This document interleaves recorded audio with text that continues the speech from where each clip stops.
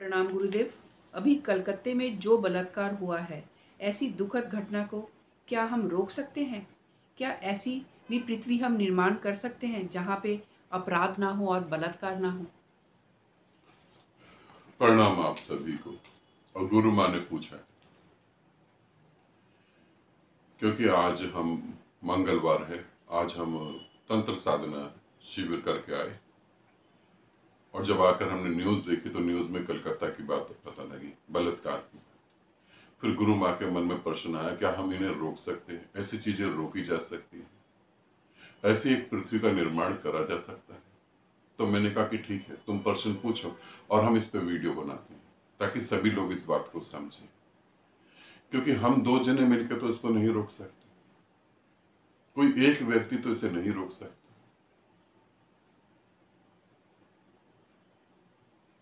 पूरा समूह खराब हो गया है। पूरे समूह को अगर खराब कर दिया जाए तो किसी एक व्यक्ति में इतनी ताकत नहीं है कि वो पूरे समूह को ठीक कर सके। बहुत सारे व्यक्तियों का साथ चाहिए होता है। और फिर बलात्कार, बलात्कार को जितना हम छोटा समझते हैं उतनी छोटी बात है नहीं है, उतना छोटा कहीं से भी नहीं।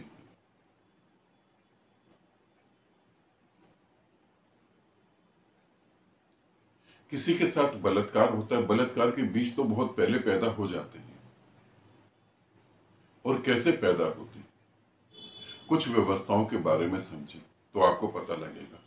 बलात्कार करने के लिए कौन उकसाता है, क्यों बलात्कार होते हैं, उसमें सबसे पहले तो मैं धार्मिकता को रखूंगा। धर्म के नाम पर उल्टी सीधी शिक्षा जो दी जाती है, ब्रह्मचर्य का पालन करो। ऑल ओवर वर्ल्ड में बोला जाता है ब्रह्मचर्य का पालन करो। आध्यात्मिकता, तीसरी आंख खोल लो, चौथी आंख खोल लो, पांचवी आंख खोल लो। इंडिया में, भारत में तो कब से ये चला आ रहा है और आज भारत की जनसंख्या कहां पहुंच गई। और जनसंख्या भी उन्हीं की काउंट करी जाती, जो बच्चे जिंदे होते हैं, जो मर जाते हैं उनके तो काउंट नहीं करी जाती। आपको पता है 1 घंटे के अंदर भारत में कितने बलात्कार होते हैं? 1 घंटे के अंदर भारत में 45 से ज्यादा बलात्कार होते हैं। और ये वो बलात्कार होते हैं जिनकी कंप्लेंट थाने में नहीं आ पाती। आपको पता है इंडिया के अंदर एक दिन के अंदर 100 से ज्यादा बलात्कार होते हैं। और हम यहां ब्रह्मचर्य की बात कर रहे हैं, धार्मिकता को फैला रहे हैं।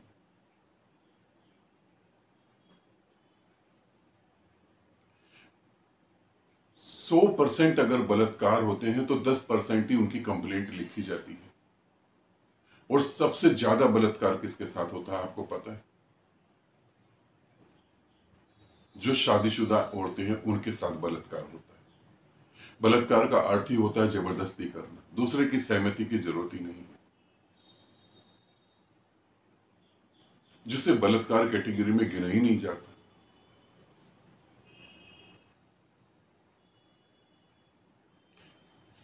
सबसे बड़ी बात जो हमें करनी चाहिए मेरी दृष्टि में, हमें काम वासना की पूजा करनी चाहिए। हमें काम वासना को वैल्यू देना चाहिए। आप बिना धर्म के रह सकते हैं, आप बिना अध्यात्म के भी रह सकते हैं, आप नास्तिक भी हो सकते हैं, मगर आप बिना काम वासना के नहीं रह सकते।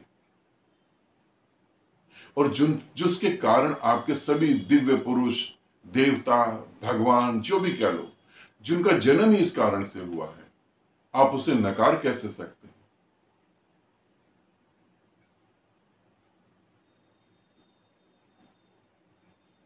जगह जगह इतने मंदिर, मस्जिद, गुरुद्वारे, चर्च बनाने का क्या फायदा?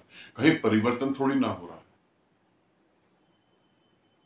काम वासना पे हम लोग बात नहीं करना चाहते, इसे हम गलत समझते हैं, गंदा समझते हैं। आज आपको पता है इंटरनेट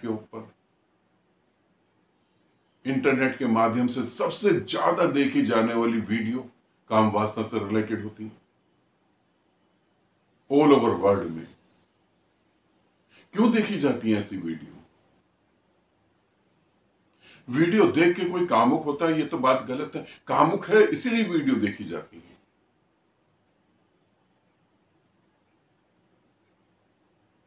बलात्कार को कैसे रोका जाए, उसकी जड़ में जाएं, काम वासना को रिस्पेक्ट दी जाए, रिस्पेक्ट दी जाए। रिस्पेक्ट देने का मतलब ही क्या, उसे समझा जाए, उसके बारे में एजुकेशन हो। एजुकेशन वो नहीं कह रहा हूं मैं जो तुम्हारे स्कूल और कॉलेज में समझाई जाती है, वो बेकार है।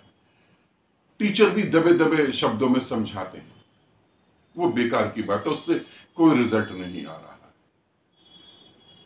सेक्स एजुकेशन होनी चाहिए एक दूसरे तरीके से।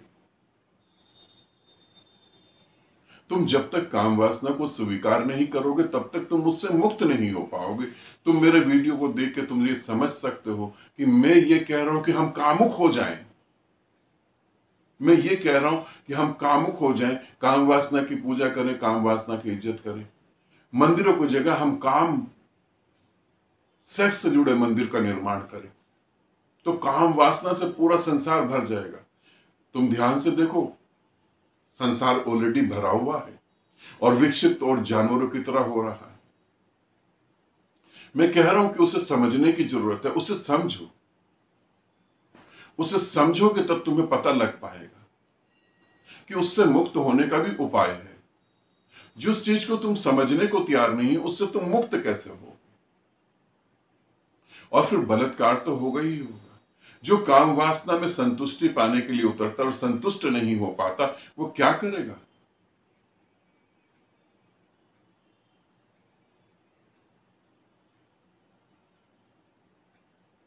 कुछ बातें बता रहा हूं, वो समझने की जरूरत है।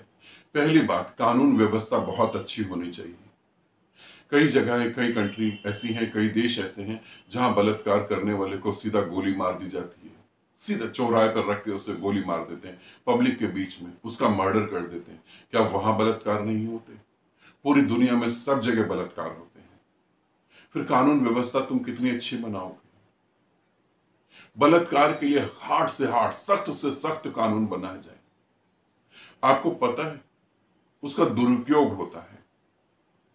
कानून बनाने वाले तो बना देते हैं, मगर उसका इस्तेमाल करने वाले कैसे उसका इस्तेमाल करते हैं। कानून बनाने से ज्यादा बुद्धिमान कानून तोड़ने वाले होते हैं।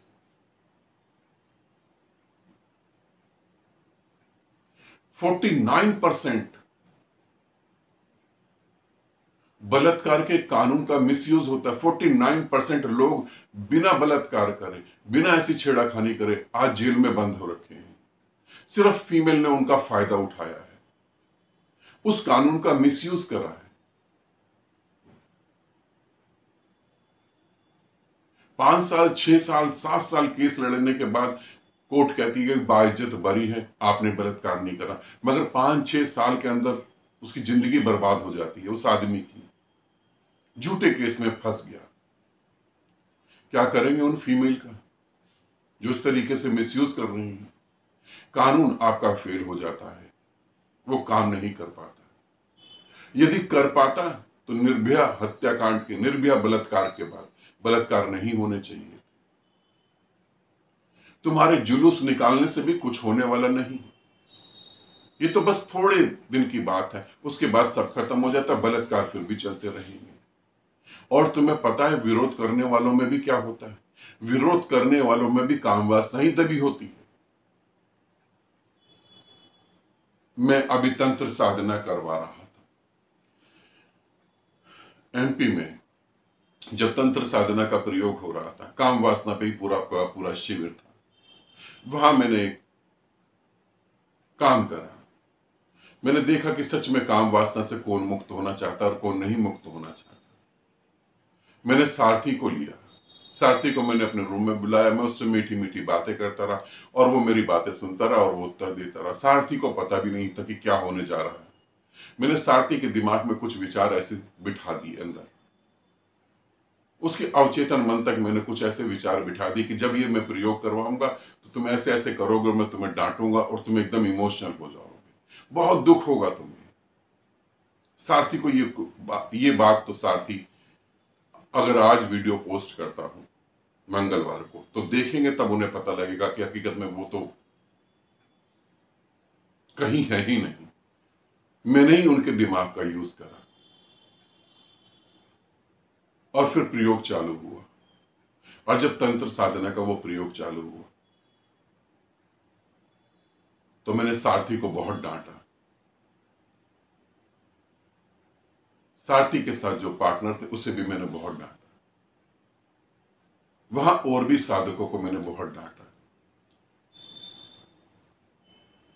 मैं देखना चाहता था कि मेरे पास जो साधक हैं वो कितने सच्चे हैं। सारथी ने मेरी डांट को स्वीकार करा। अभी सारथी को कुछ नहीं पता हो क्या रहा है। हकीकत में सारथी पे तो मैं प्रयोग कर ही नहीं सकता, उस पर प्रयोग करने की जरूरत भी नहीं थी। सारथी ने कहा था मुझे, जब हम शिविर में जा रहे थे तो सारथी ने मुझसे पूरा, गुरुदेव क्या मुझे जाना जरूरी है शिविर में? मैंने कहा बिल्कुल, तुम्हें ही जाना जरूरी है, तुम्हें ही चलना चाहिए। जगजीत को भी मैंने कहा कि तुम्हें चलना चाहिए शिविर में। अब सारी बात हो गई, डांट भी पड़ गई। उसके बाद मैं वापस मेडिटेशन हॉल में आया और मैंने कुछ बातें बोली ताकि बाकी साधक खुल के सामने आ पाए। जो जुलूस निकालते हैं उनकी बातें बता रहा हूं। अब उसमें बहुत सारे साधक और कुछ खास साधक जो 4 साल 5 साल से साधना कर रहे हैं, उन्होंने मजाक उड़ाना चालू करा कि देखो, एक बुद्ध के मन में भी काम वासना होती है, जैसे वो बुद्ध हो चुके हो। इसलिए उन्होंने काम वासना का और सारथी का मजाक उड़ाया। जिनको मैंने डांटा उनका मजाक उड़ाया।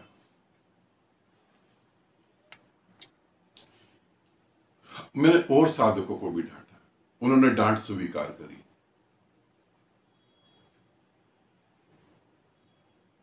मगर बाकी साधक जिनको मैंने डांटा ही नहीं और जो प्रयोग में नहीं उतरे,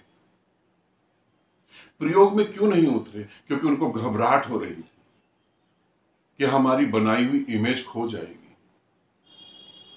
अरे हम तो शुद्ध बुद्ध, पवित्र आत्मा। यदि पवित्र आत्मा थे तो शिविर में आना नहीं था तुमको। मगर शिविर में आए तो फिर आए किस लिए?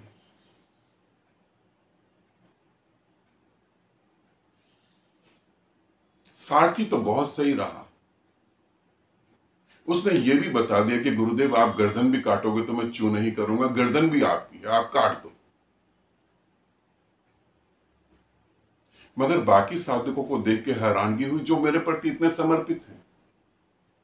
उनका समर्पण झूठ निकला। बल्कि उनको ये नहीं कहना चाहिए था कि सारथी के साथ ऐसा, उनको ये कहना चाहिए कि दुर्भाग्य हमारा कि हम अपनी काम वासना को न निकाल पाए। और कुछ लोग झूठे बन गए, ये उनका दुर्भाग्य, कुछ लोग झूठे बन गए। समझो, काम वासना, तुम उसके विरोध में खड़े तो बलात्कार तो होगा ही होगा।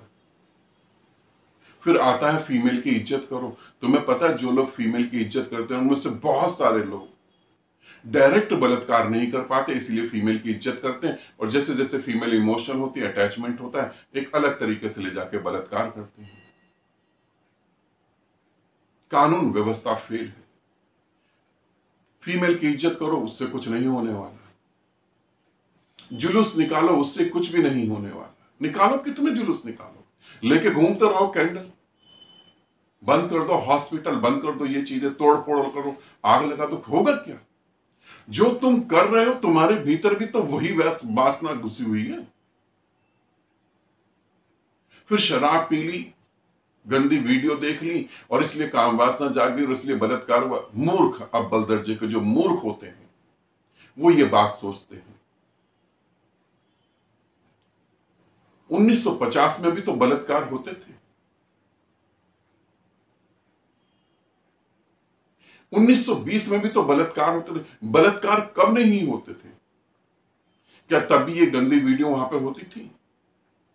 कृष्ण के समय भी तो बलात्कार होते थे, राम के समय भी तो बलात्कार होते थे।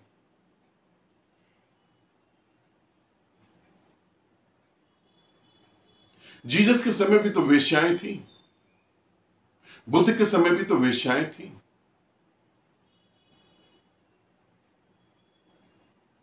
नशा करने से तुम्हारी काम वासना जाग जाती है, होगी तो जागेगी ना, तो ऑलरेडी तो है ही वो तो मौके की तलाश में है। फीमेल की इज्जत करो। नहीं, मैं इस पक्ष में नहीं हूं कि फीमेल की इज्जत करो तो तुम बलात्कार नहीं करोगे। मैं इस पक्ष में हूं कि इज्जत तुम्हारे अंदर से अपने आप पैदा होनी चाहिए। तुम थोपो नहीं, इज्जत पैदा होनी चाहिए। क्या फीमेल सिर्फ भोगने के लिए? उसका अपना कोई व्यक्तित्व नहीं। फीमेल मेल को उकसाती। कुछ ऐसे भी धार्मिक गुरु हैं, अव्वल दर्जे के मूर्ख, मैं तो कहूंगा जानवरों से नीचे ही उनकी बुद्धि। वो कहते हैं कि फीमेल उकसाती है पुरुष को।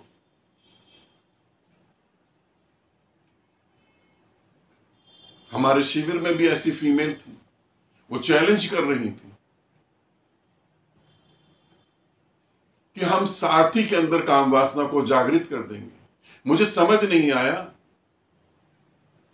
कि तुम वासना से मुक्त होने आए थे या क्या करने आए थे वहां पर।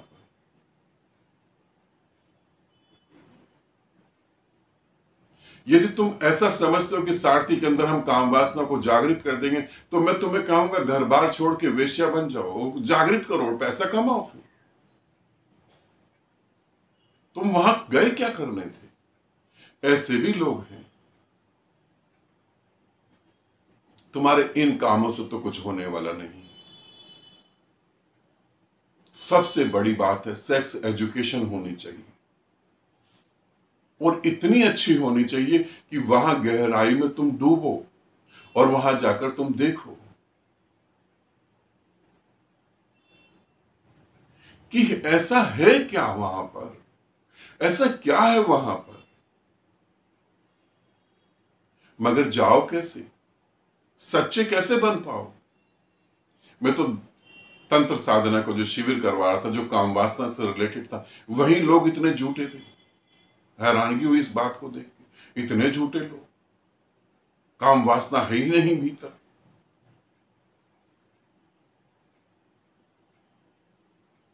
और हमें शादीशुदा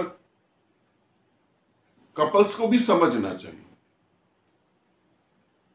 मेल है, मेल में कोई फिजिकल प्रॉब्लम हो गई तो मेल को अपना ट्रीटमेंट करवाना चाहिए, अपने अहंकार को छोड़ना चाहिए। जब फीमेल की अगर रिक्वायरमेंट पूरी नहीं हो पा रही है, आप उस लायक नहीं है, तो आपको अपने ट्रीटमेंट करवाना चाहिए। ट्रीटमेंट अगर नहीं हो पा रहा, ऐसा तो मैं मानता नहीं कि नहीं हो पा रहा, होता ही है। ट्रीटमेंट करवाएं और अपनी फीमेल पार्टनर का साथ दें। यदि फीमेल उस चक्कर में बाहर निकलती है तो हम बात कर सकते हैं। पहली बात तो यही बड़ा दुर्लभ है कि हम सेक्स के टॉपिक पे बात करें, यही नहीं हो पाता है। फिर उस वासना को, इच्छा को तृप्त करने के लिए अगर फीमेल बाहर चली जाती है तो वो कैरेक्टरलेस हो गई। और मारो पीटो, उसे आग लगा दो, जिंदा जला दो।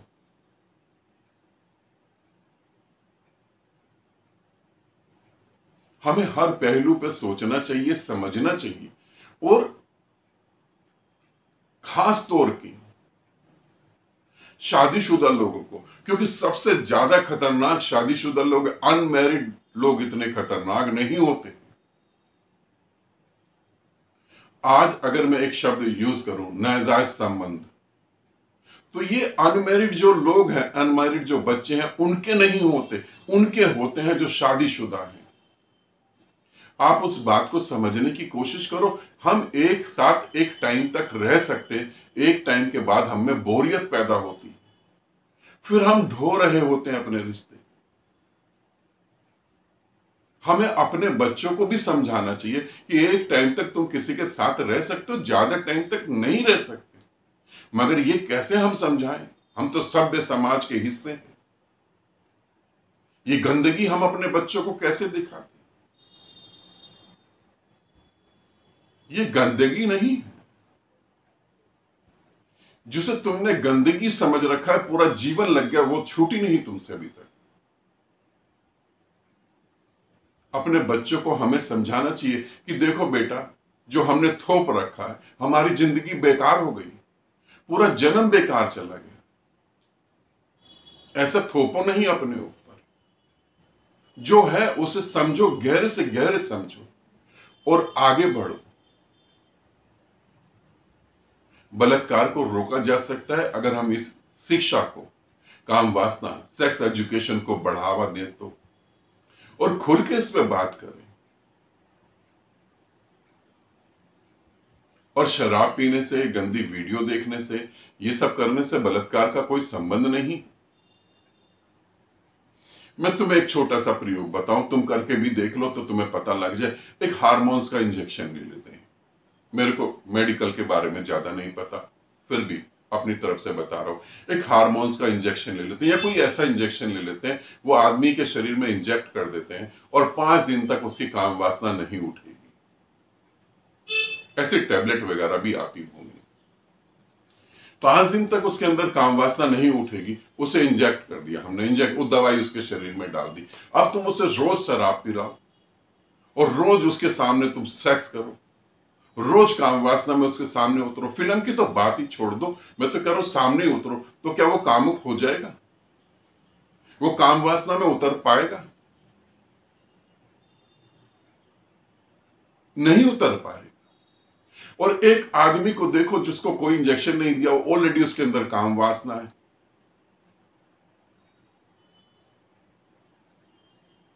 वो फोटो को देखकर, एक मैगजीन की फोटो को देख के भी कामुक हो जाएगा, उसके अंदर काम वासना है।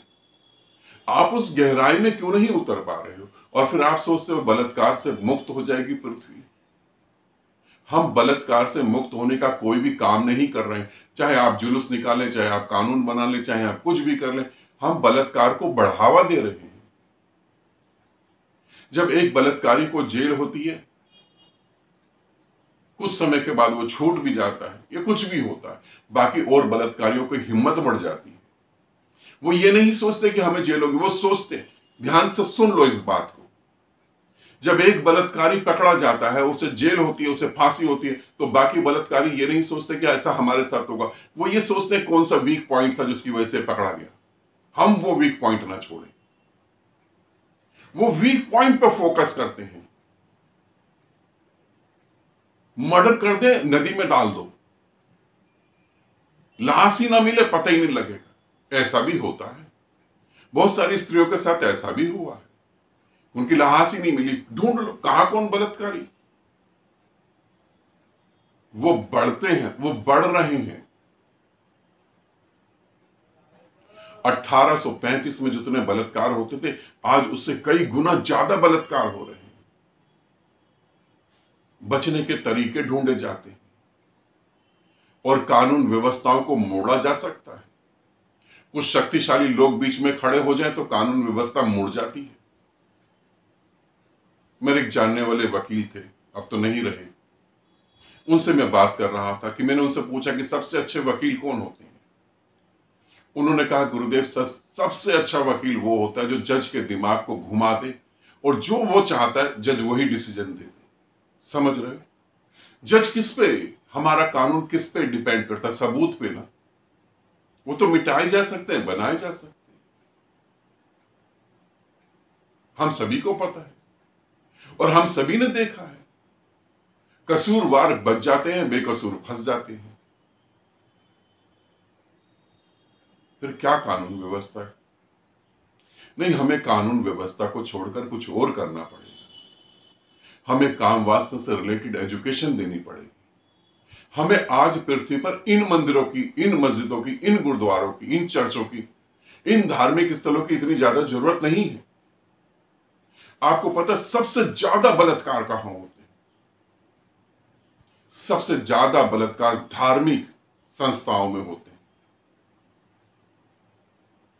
आध्यात्मिक संस्थाओं में होते हैं, जिनका कभी भी कोई भी प्रूफ नहीं बचता है। जो गुरु ब्रह्मचारी की रट लगाए रखते हैं, ये पर्दे के पीछे दूसरा काम कर रहे होते हैं, और जब ये पकड़े जाते हैं तो उनको शिष्य को कहो कि तुम्हारे गुरु तो रेप केस में पकड़े गए, तब इनके तर्क होते हैं कृष्ण भगवान भी तो जेल में पैदा हुए थे। समझना यह भी छुपा हुआ बलात्कारी है। जो ये बात को नहीं स्वीकार कर रहा कि उसका गुरु बलात्कार के केस में पकड़ा गया, जो इसे स्वीकार करके नहीं उसके ऊपर लीपापोती कर रहा है, ये भी बलात्कारी है, इसको मौका नहीं मिल रहा है। और हो सकता है पर्दे के पीछे यही कर रहा हो। मेरे से अगर तुम पूछो तो मैं कहूंगा कि साधनाओं की सारी विधियों को, अध्यात्म धार्मिकता को जड़ से हटाकर पहले हमें काम वासना पे ही फोकस करना चाहिए। हमें चीजों को समझना चाहिए। जो तुम जी रहे हो वो सच में जीने लायक नहीं है, अंदर से तुम जानते हो। कमेंट्स बॉक्स में तुम कमेंट्स कर सकते हो, अंदर से तुम जानते हो कि तुम कहां हो, क्या हो। बहुत सारे साधक और साधिकाओं का दावा था हमारे अंदर काम वासना नहीं है। मैंने कहा एक बार शिविर तो करके देखो, और शिविर में तो रियलिटी निकल गई। शिविर में तो पता लग गया कि 4 साल से 5 साल से ध्यान कर रहा हूं, एनलाइटनमेंट क्यों नहीं घट पा रही, क्योंकि काम वासना से मुक्त नहीं हो पाए। बलात्कार से अगर पृथ्वी को मुक्त करना है तो बलात्कार क्यों पैदा होता है, क्यों काम वासना ऐसा रूप ले लेती है, हमें उसमें उतरना पड़ेगा, हमें उसमें जाना पड़ेगा, उसे देखना और समझना पड़ेगा, बहुत कुछ करना पड़ेगा, तब ये पृथ्वी बलात्कार से मुक्त हो पाएगी। और ऐसे बहुत सारे विधियां हैं। अभी मेरे पास एक साधक का ऑडियो आया, मैं उन्हें कहूंगा कि ऑडियो दोबारा से अच्छा सा भेजें ताकि मैं तुम्हें बता पाऊं उस ऑडियो पे वीडियो बना के। वो साधक ने अपनी पार्टनर के साथ फिजिकल रिलेशन करे, क्योंकि जब हम शिविर करवा रहे थे तंत्र साधना पे, तो मैंने कहा जो विधियां मैं तुम्हें सिखा रहा हूं घर में जाके इसका अभ्यास जरूर करना, और उन्होंने करा। आपको पता है 35 मिनट हो गए और उनकी एनर्जी रिलीज नहीं हुई। 35 मिनट तक वो काम वासना में रहे और उसका आनंद उठाए, और जबरदस्ती अपनी एनर्जी को रिलीज करा, जबरदस्ती डिस्चार्ज हुए, क्योंकि आगे की बात उनको समझ नहीं आ रही थी। जो 35 मिनट हो सकता है, अब वो अगर आप 2 मिनट में निपटा दे तो आपको क्या संतुष्टि मिलेगी। जो 35 मिनट हो सकता है वो 24 घंटे भी तो हो सकता है, और जो 24 घंटे हो सकता है तो 24 घंटे में आप ढंग से झांक के देख सकते हैं यहां हो क्या रहा है।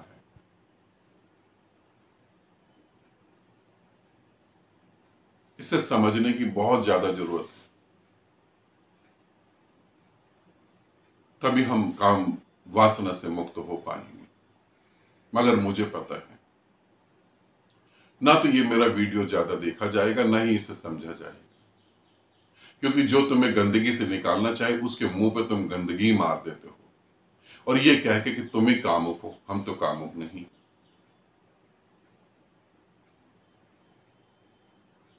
मैंने कुछ साधकों के साथ प्रयास करा, कुछ साधिकाओं के साथ भी प्रयास करा उन्हें समझाने का।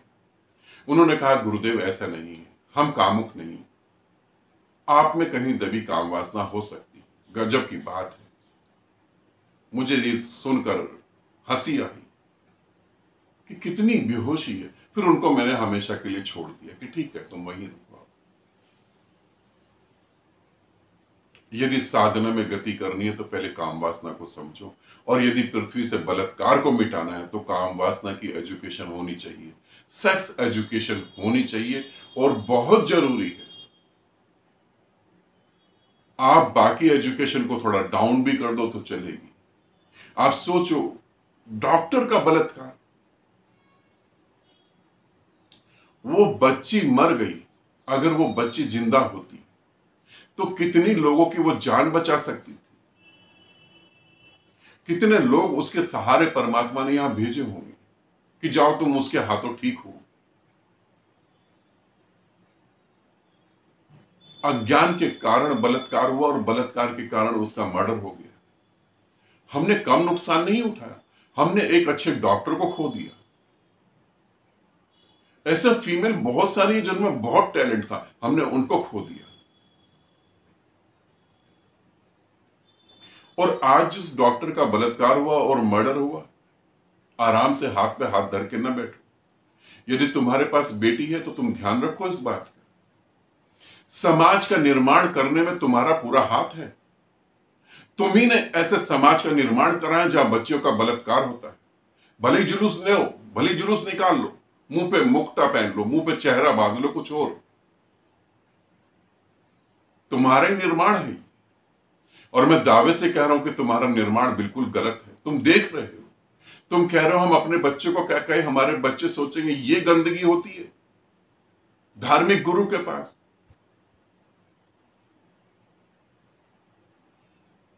यदि कोई गुरु काम वासना से मुक्त हो गया तभी वो तुम्हें काम वासना के बारे में बता पाएगा। और यदि कोई गुरु काम वासना से मुक्त ही नहीं हुआ, घबरा रहा है, तो वो किसी स्त्री को गले लगाने में भी घबराएगा। जाग गई तो जहां हम परमात्मा की बात करते हैं वहां हम दो सेक्शन कर देते हैं, स्त्रियां इधर, पुरुष इधर। जिसे अब भी स्त्री और पुरुष दिख रहा है वो क्या करेगा? नहीं, तुम सभ्य समाज में हो। तुमसे अच्छा समाज तो मैं जानवरों का मानता हूं, कम से कम वो सच्चे तो है ना। तुम तो ढोंगी और झूठे हो, और जो तुम्हें जगाने की कोशिश करे तुम उस गुरु को जिंदा जला देते हो, मार देते हो, जूते मारते हो, केस कर देते हो। वो बेचारा जिंदगी भर फंस के मर जाता है, मगर जो तुम्हें देना चाहता था वो तुम ले नहीं पाते। मैं भी उस शिविर में बहुत कुछ देना चाहता था, बहुत कुछ, मगर जो सच्चे हुए, संकल्प, जगजीत, बहुत कुछ पाया, सारथी, बहुत कुछ पाया, नवीन और बहुत सारे लोग, बहुत कुछ पाया, मगर कुछ लोग झूठे बने रहे। ये झूठे बने हुए लोग अगर दोबारा जन्म लेंगे तो 101% बलात्कार के केस में जरूर जेल जाएंगे, क्योंकि जो वासना को बहुत ज्यादा दबाता है वही बलात्कारी होता है। जो अपनी भूख, खाने की भूख की बात कर रहा हूं, जो अपने खाने की भूख को दबाता रहता है, दबाता रहता है, दबाता रहता है, एक दिन ऐसा भी आता है कि वो खाना कुत्ता नहीं खा रहा होता सड़क पे पड़ा, मगर वो खा लेता है। ध्यान रखना, वो खाना कुत्ता नहीं खाता, वो खाना जानवर नहीं खाता, और वो आदमी वो खाना खाने पे मंजूर हो जाता है, स्वीकार करता है उस खाने को, क्योंकि दबा रखा था। वीडियो बहुत लंबा हो गया होगा, बताना तो बहुत कुछ चाहता हूं मगर आप सुनना नहीं चाहते हैं, इसलिए तो नहीं कहा।